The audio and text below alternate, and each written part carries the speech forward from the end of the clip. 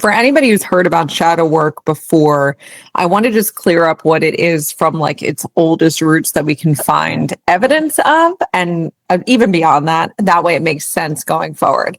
So in the late 1800s, early 1900s, Carl Jung and Sigmund Freud were like the fathers of psychotherapy. And Sigmund Freud was Carl Jung's mentor, and he was trying to coax Jung into doing all the things that he was doing and get him to think the same way. Because at that time, there wasn't research. Nobody was like, let's study this and see how this empirical data can tell us. They were like, I have a great idea, and I'm going to try it on 50 unwilling people.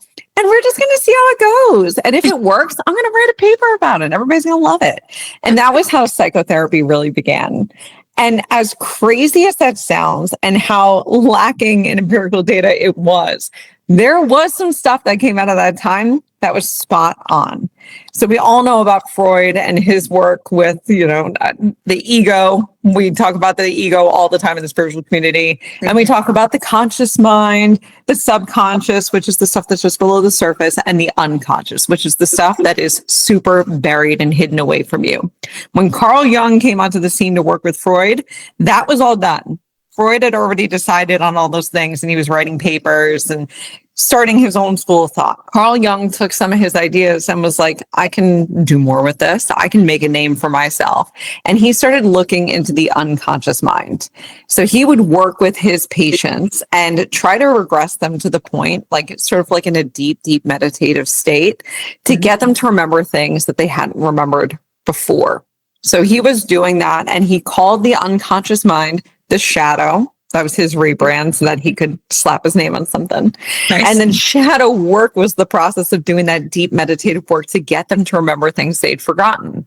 And during those sessions, things would come up that clients were like, I don't remember that ever happening to me. And then they'd talk to their older siblings or their mom and dad and siblings were like, you don't remember like drowning in the lake and like so-and-so got you out of there? Yeah, that absolutely happened. Wow. So he was getting enough feedback from people that it was like, oh my God, I fact checked this and this is legit, that he started running with these concepts.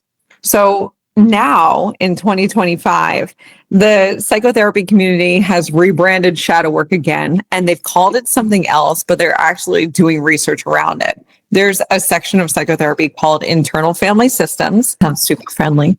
Yeah, and there's a piece of it called parts work, and parts work is shadow work. And during that, what they're doing is they're regressing people to the point where they can bring up those repressed memories through theta brainwave state and watch as we break down the system within your mind, because we can break down old neural pathways, which is like the ways you see the world. And when it's done in that capacity, your eyes are open. And what the therapist is looking for is to see your eyes start to vibrate. Because when they do that, it actually means an old neural pathway in the brain is breaking down. So they're looking for this. I know, gives me wild chills. That's crazy. So now we have the research to back up this super old thing. So now that I got that out of the way,